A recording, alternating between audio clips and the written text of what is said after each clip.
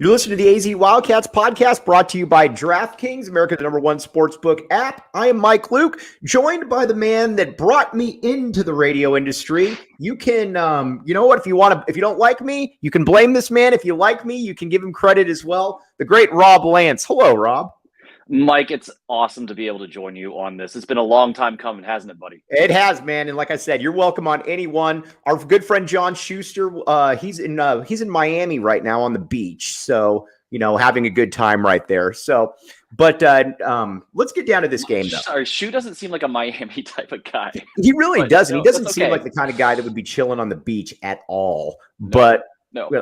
All right. So Arizona played Arizona won, and we got a ton of comments coming in. And Ricky Garrett, I think, kind of talked about a little bit like you and I were talking about. He said, no moral victories. This was an ugly game. Defense was non-existent. Still jacking up a ton of threes, fouling three-point shooters 4 times. Yuck. And like Tina said, enjoy the win, please. We'll always enjoy the win because, again, it's still a top 10 team.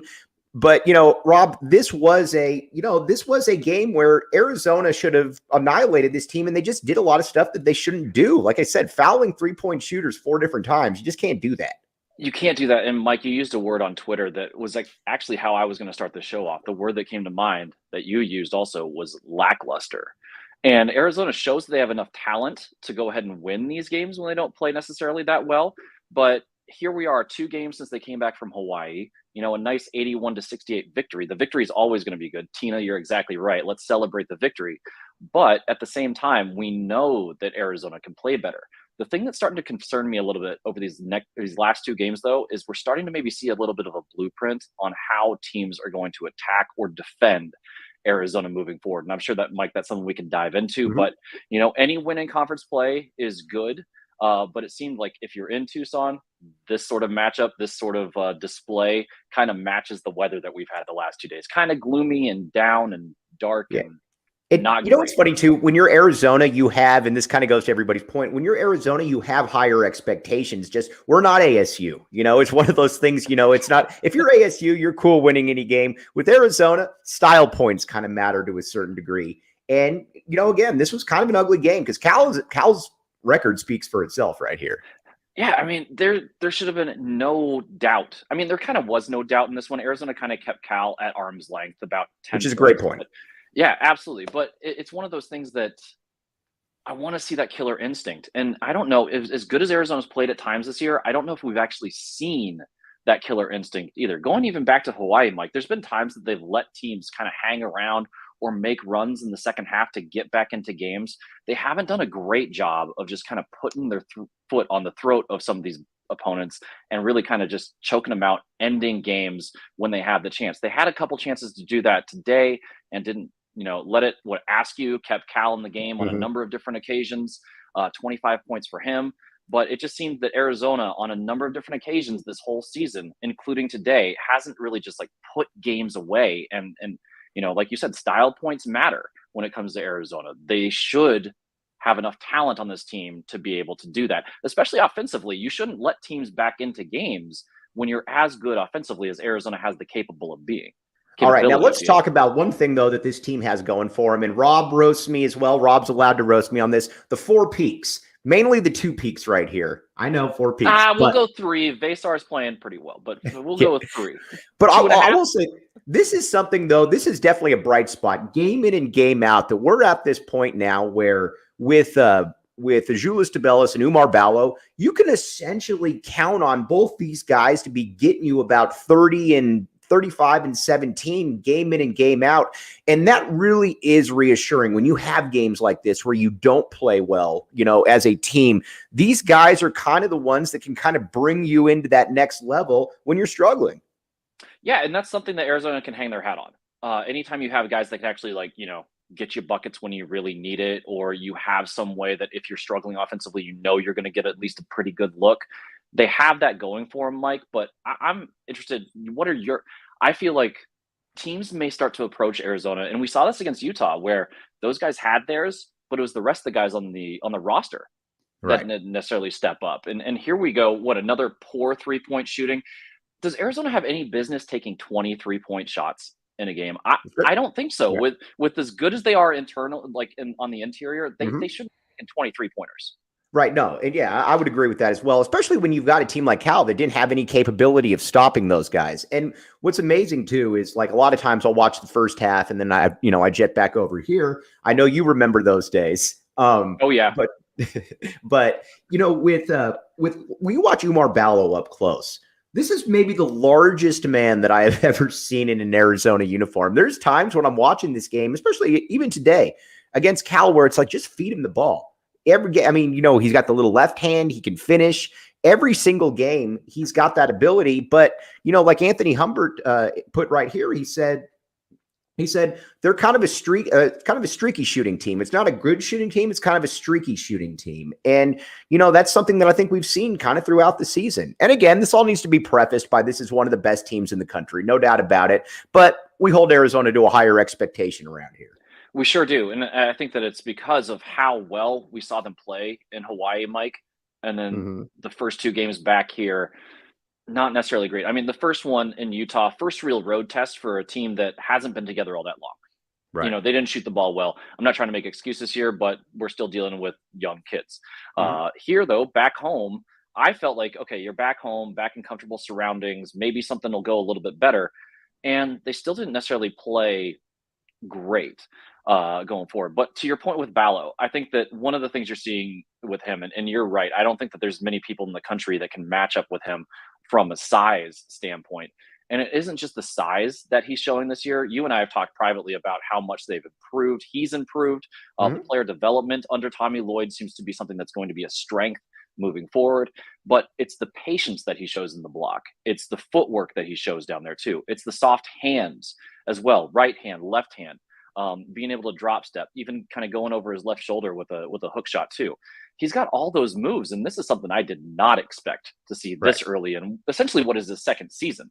Right, for sure. And, you watch him, and again, there's going to be a lot of development here that's going on. And let's talk a little bit about a guy on the perimeter that I'm already wrong on. So again, anytime I critique Pelle Larsson, take it with a grain of salt, because I have been wrong on my bad, Pella, #movement out there.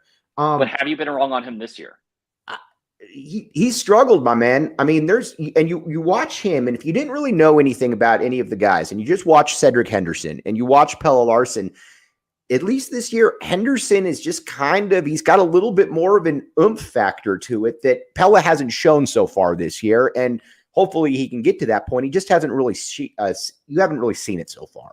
What have you seen from Pella maybe that's different from last year, Mike? What do you think is standing out that he's doing differently, or are people approaching him differently? What is it differently this year than what Larsson had? Because last year we were really surprised by how well Larsson was contributing. This year he's the one guy that hasn't made like that leap as far as like those expectations. How much of it do you think, and I'm going to throw that question right back at you, how much of that do you think that not having a Ben Mathurin there, who is the first, second, and third defensive priority, or having a Dalen Terry, who granted wasn't a great scorer per se, but he was a pretty good facilitator. Those are two guys, as happy as we are with some of the players you brought in the transfer portal, those are difficult guys to be able to recreate right there. I think so. I think that's a good point, because maybe you're looking at Larsson. Well, with Ramey coming into the rotation, maybe you're looking at Larsson as like the fourth option scoring. Maybe those first couple games you're looking at him maybe as like a third option. But yeah, I think that some of the commenters are saying it's just a bigger role for him, which maybe is too much to ask right now. I don't know. I felt like he looked like he was a step slow at times early in the season. Not sure if he was fully healthy at all or not, but I don't see that we're seeing at least the shooter that we know he's capable of being as well going forward. I still think we see some pretty good effort on the defensive end. I love that he got to the line 6 times tonight too, and was 6 for 6. So he's still doing some of those other small things, but he's not that spark offensively that I think that we're seeing. And I think it may be because it's a bigger role. Maybe he is higher up the scouting report here too, or it could be something as simple as he's just in a shooting slump. You know, it's a little bit like you and I used to always, when we worked together at the radio, we would talk about Alex Smith. We would call him Captain Checkdown. Alex Smith, big picture, was a good starting quarterback in the NFL. He won games. He wasn't great, but you could win games with Alex Smith. But if you needed him to be the guy that opened it up and got you, needed you to throw the ball 40 times a game, that really wasn't his role. He needed to be more effective in kind of that spot role right there. And that's something that maybe Pelle is that guy. I mean, he's a very useful player, but if you need him to be that 13, 14 point per game guy, he's probably not that. Probably not going to be that guy. So are we looking maybe at some sort of role change? Because tonight Henderson had 11 off the bench. I always like having a guy come off the bench that can give you a spark, give you energy on both sides of the floor, also offers you some flexibility with your roster too.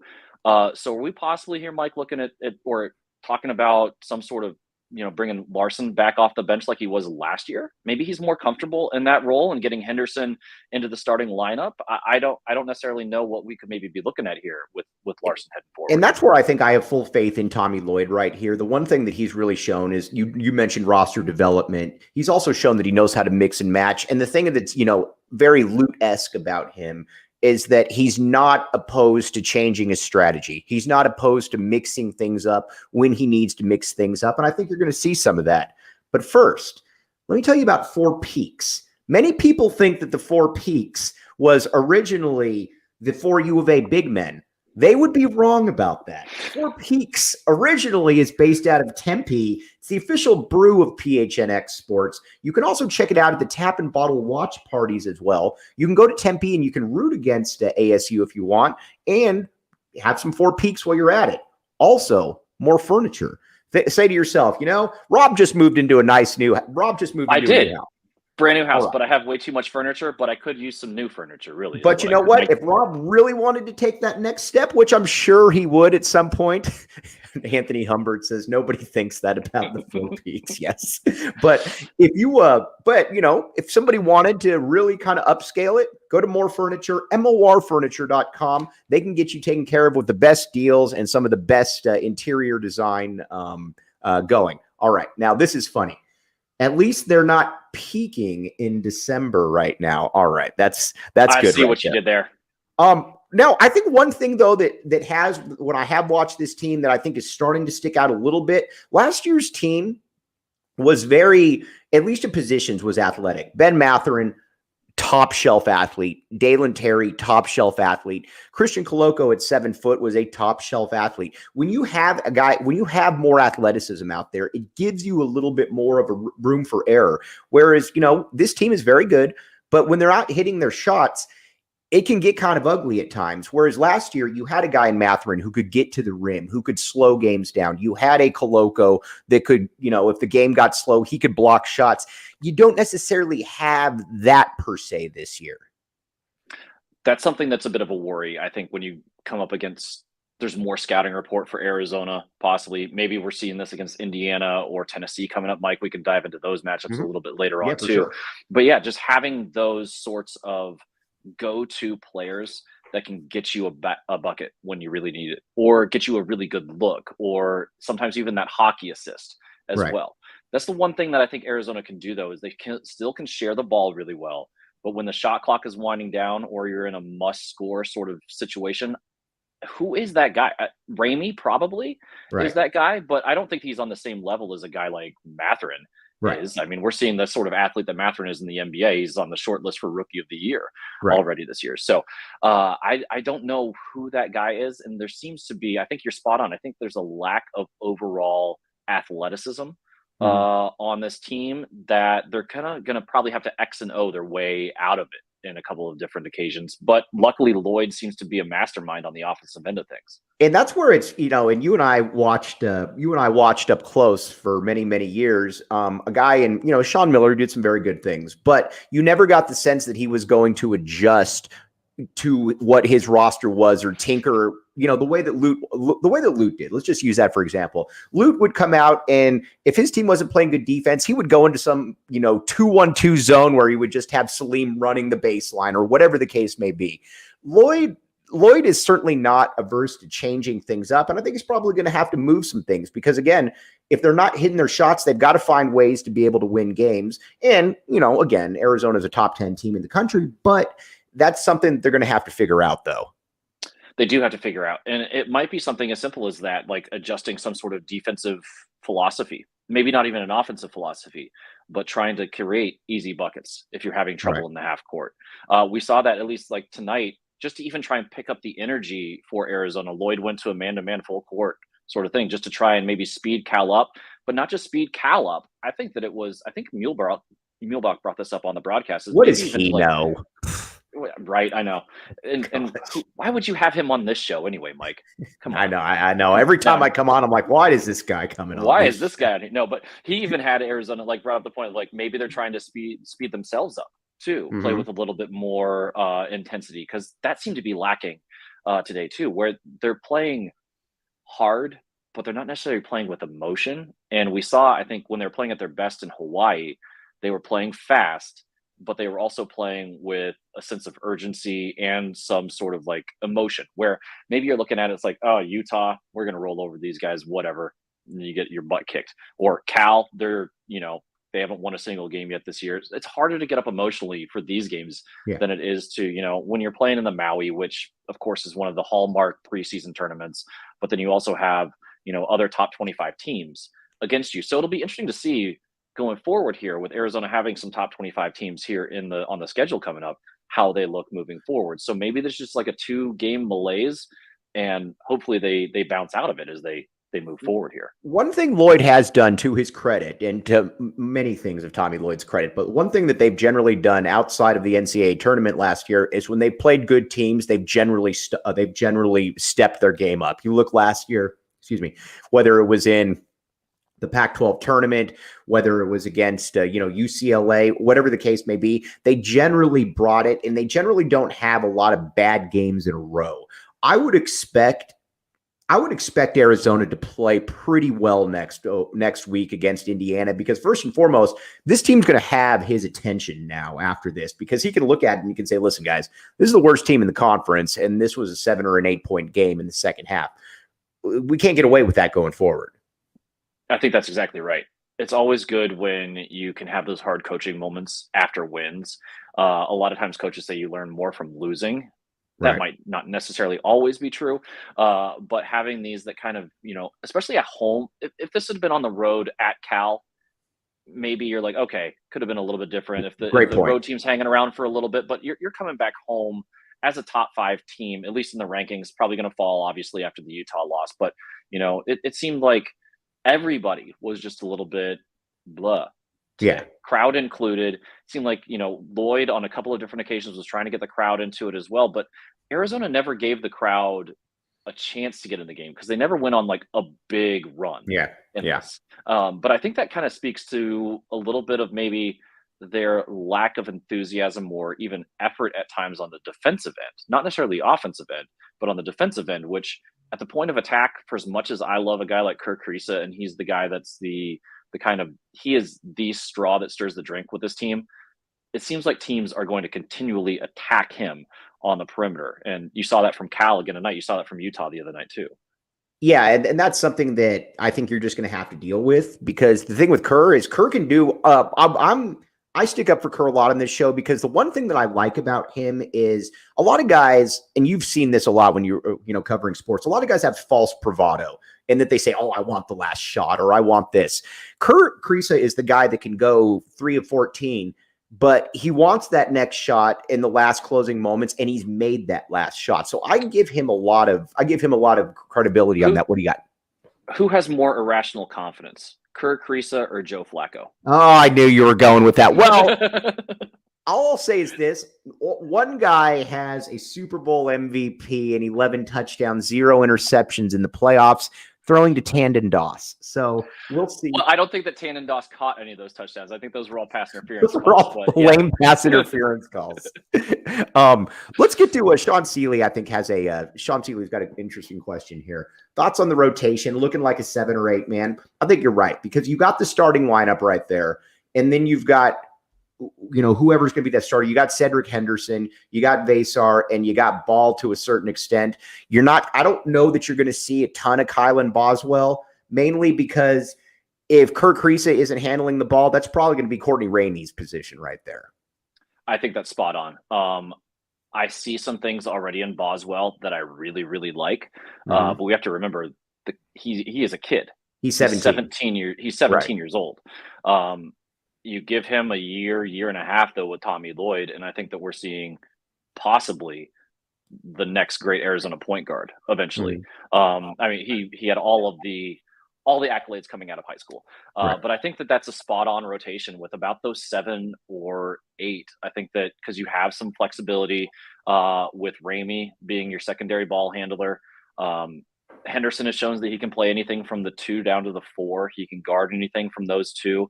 Ball offers you, he's one of those guys that he's not going to. Yeah, and he's one of those guys, Mike, that I like as kind of your 8th man, that he's not going to take anything off the table. He might not bring a whole heck of a lot, but you can steal some minutes with him, and it's not going to totally kill you. And you might get, 2 or 3 made buckets from him as well. But I think he's good enough and athletic enough on the defensive end that you can buy some minutes with him. On the offensive end, though, he's a plus. He's not going to kill you on either end of the floor. Right. Now, it's our guy Anthony Humbert right here is a big Henry Vasar denier. I'm going to say this. Oh, he doesn't like Vasar? He doesn't like Vasar. I have really come around on Vasar, and here's why I've really come around on him is, first of all, you look how long he is out there. You put him out there and he can block shots by basically just standing there. And yes, the game's a little too fast for him, but he is the ultimate developmental guy, I think, for Tommy Lloyd, where I look at him and I imagine what he's going to be as a sophomore or a junior. And I think a lot of times people get caught up and they say, well, so-and-so was rated this way or so-and-so. That's not the kid's fault. The kid can still be a really good prospect, and maybe he's not a top 20 or 25 player, but there's a lot to like from Big Henry out there. There's a lot to like. And speaking of those star ratings, Mike, I think that especially under Miller, we got so wrapped up in landing guys like Aaron Gordon or, some of these top ranked recruits. Lloyd is not going to approach it that way. Right. Lloyd's going to recruit completely differently. Are we going to land some of those big time guys? On occasion, sure. Right. But I'm looking at this as I really think he's going to be very good at identifying not only overseas players, but guys that fit his system. He's talked about this. Guys that fit his system, guys that want to share the basketball. So you can't get wrapped up in star rating or what guys are when they first step on campus. You could under Miller, because I don't think it's any secret, not a Miller fan on both a personally and professionally level for me, but I think you can count on one hand the number of guys that improved by leaps and bounds in his tenure here from year to year. I think you're seeing it with Lloyd, though. If you're bringing in somebody like Vasar, I'm really interested to see what he is next year and the following year. I think that they've got a really, really good player on their hands that you can see that there's some skill level there. But like you said, the game's maybe just a little bit too fast. Solomon Hill feels like a guy that would have developed under Tommy Lloyd. Oh, my gosh. That's the kind of guy that I think you're going to see a lot of. Comes in, high 4-star kid, not a one and done, not a 2 and done, nothing like that. But he slowly improves every single year, and he leaves as a first-round pick. And even though he doesn't play in the NBA, he's going to be on an NBA roster for 15 years, which is an awesome gig, by the way. And Solomon got paid when the cap got bumped that one year. He got he really paid by New Orleans. So he really did. Yeah. So I think that's great, though. I think the player development, but also on a completely selfish level, Mike, and this is something I think you and I have talked about in the past too, is that I miss growing up here with Lute Olson and growing up in a different time when it wasn't one and done players. You start to get a feel for who these players actually are because they're here year after year after year. And I think we're going to see that under Lloyd too, where every once in a while, if he lands a guy like Suggs, like he did up at Jalen Suggs, like he did up at Gonzaga, awesome, great. But on the flip side, you also have guys like Drew Timme that have been at Gonzaga, I think, for about 75 years. 9 years. Yeah, right. So, but I think that we're going to see that with, they're going to obviously have the transfer portal coming in a little bit, but I think that they're going to have other guys that develop over time, where you're going to get to know these kids. I think there's going to be more of a sense of community with this team, and that's something that I missed under Miller, where I think that part of it was because the players weren't here very long, but also because of how Miller approached being in Tucson, that you didn't actually get a feel for the community involvement and the community connection that was a hallmark of Arizona basketball before. Rob, have I ever told you about the DraftKings Sportsbook app, code word PHNX? A couple times. I'm fuzzy on the details. Tell me one more time. Here's the deal. DraftKings Sportsbook app, code word PHNX. You could put down a $5 deposit on any NBA games, and if you win, you get up to $100 in free plays. That simple, that easy. Now, you might say to yourself, if I do get that $100, I'd like to bet on Arizona. In years past, you might want to take the under on the Arizona score. I'm here to tell you that you want to take the over on the Arizona score, because even when they don't look great, they're going to give you 90 points per game. And that's a point that I want to get to in just in a second here. But again, check it out. 21 and up, Arizona only. If you've got a gambling problem, call 1-800-NEXT-STEP. Check out show notes in the description, and Tap and Bottle, the Tap and Bottle watch parties. My boss, Rob Lance, is going to be coming out here for a couple of these as well. Great times to come down. Scott and Rebecca do a great job down there. Big screen TVs, watch, yell at the screen, everything. We got the schedule coming out here shortly. Again, Tap and Bottle, Four Peaks will be down there as well. Not the U of A big man. Not the U of A big man, but Four Peaks actually itself. It's funny, when I was reading that spot right there, it kind of dawned on me that, it also shows you how far this program's progressed, that we're talking about being disappointed, and it's like games in the high 80s, the low 90s.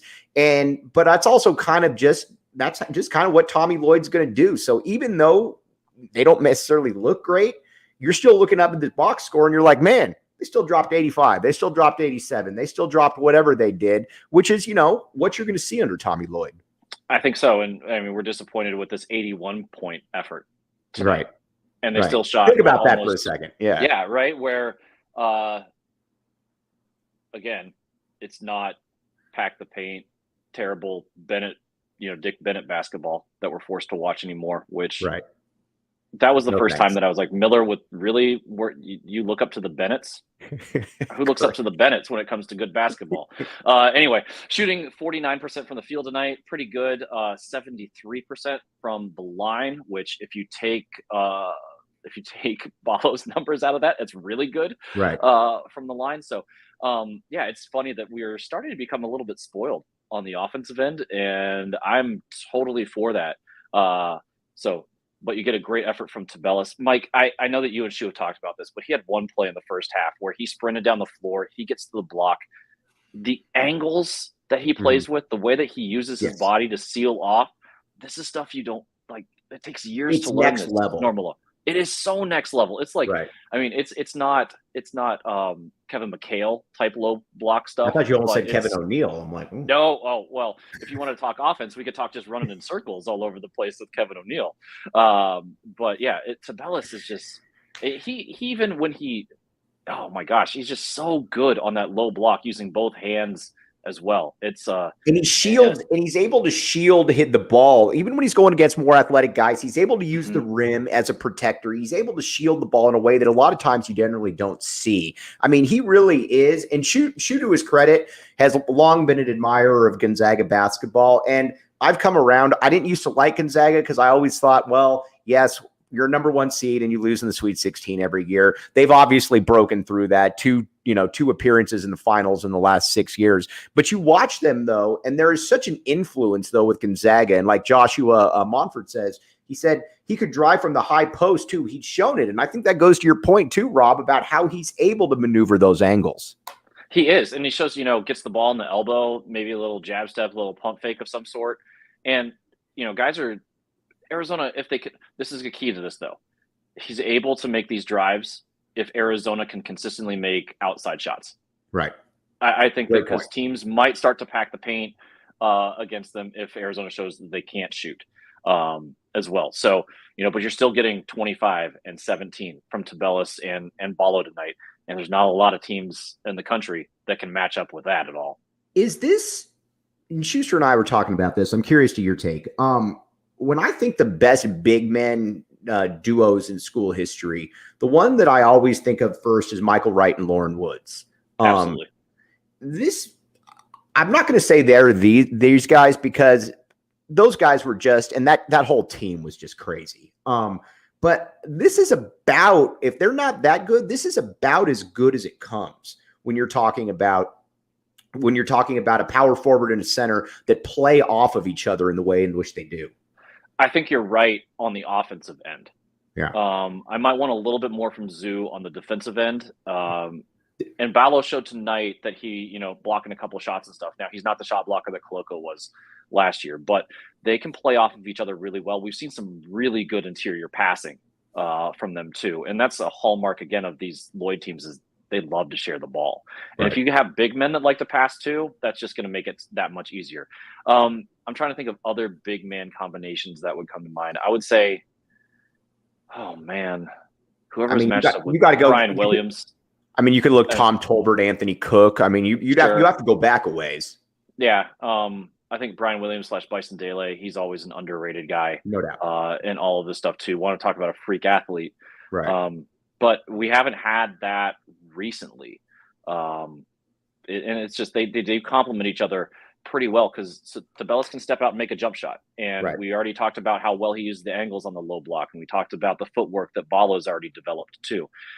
There's not a lot of guys that can match that.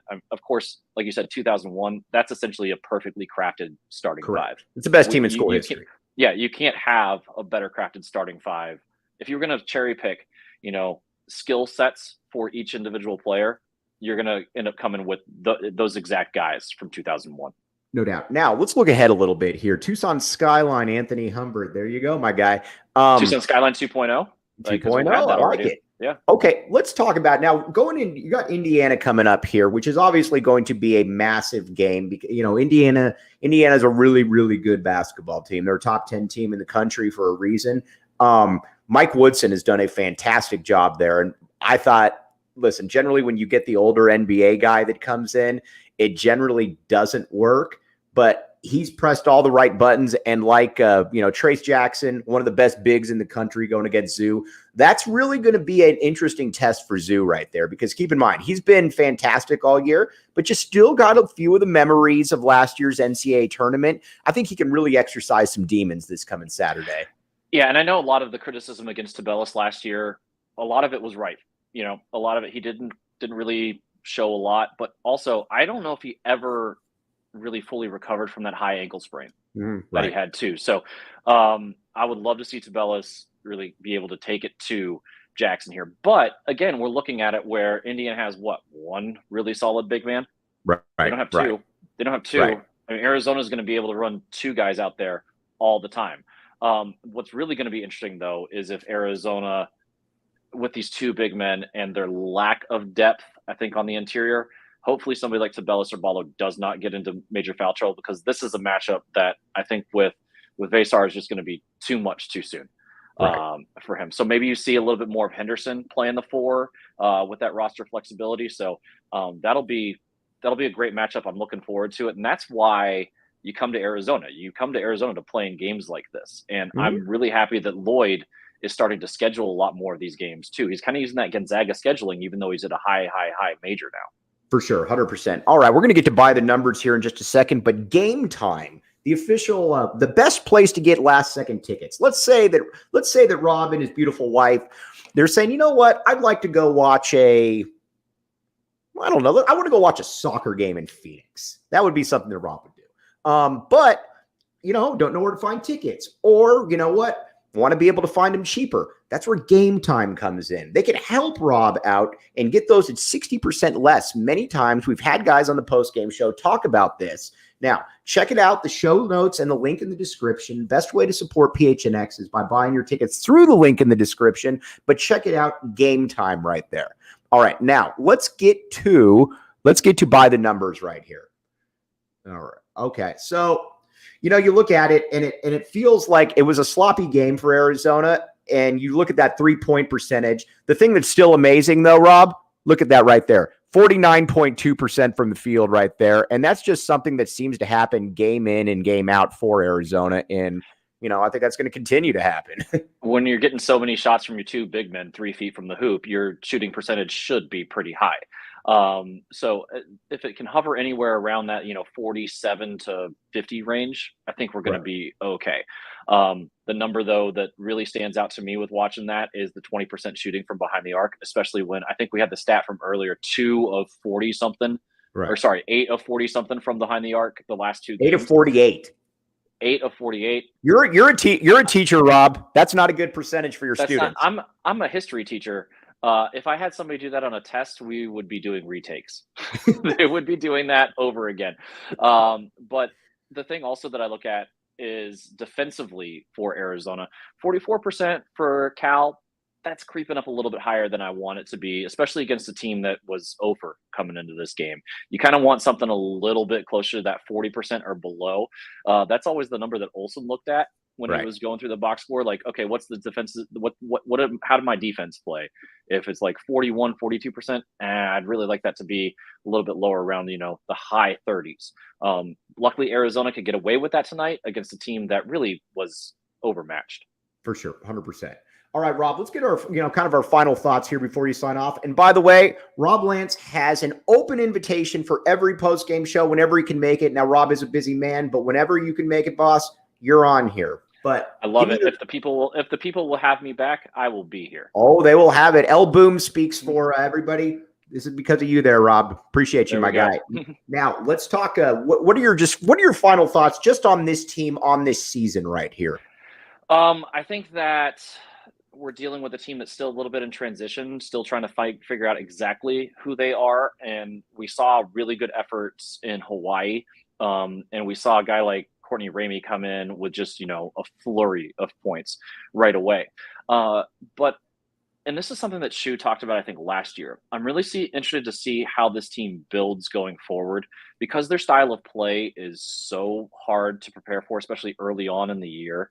Right. I'm wondering if they just start out like at this higher level than everybody else, and then slowly but surely everybody else kind of starts to catch up to them a little bit, or more scouting gets out on them. I want to see how this team builds through the season.